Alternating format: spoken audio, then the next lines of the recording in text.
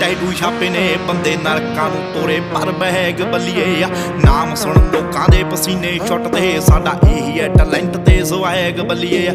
ਅੱਖਾਂ ਥੱਲੇ ਹੰਝੂਆਂ ਦੇ ਟੈਟੂ ਛਾਪੇ ਨੇ ਬੰਦੇ ਨਰਕਾਂ ਨੂੰ ਤੋਰੇ ਪਰ ਬਹਿਗ ਬੱਲੀਏ ਆ ਨਾਮ ਸੁਣ ਲੋਕਾਂ ਦੇ ਪਸੀਨੇ ਛੁੱਟਦੇ ਸਾਡਾ ਇਹੀ ਹੈ ਟੈਲੈਂਟ ਤੇ ਸਵੈਗ ਬੱਲੀਏ ਆ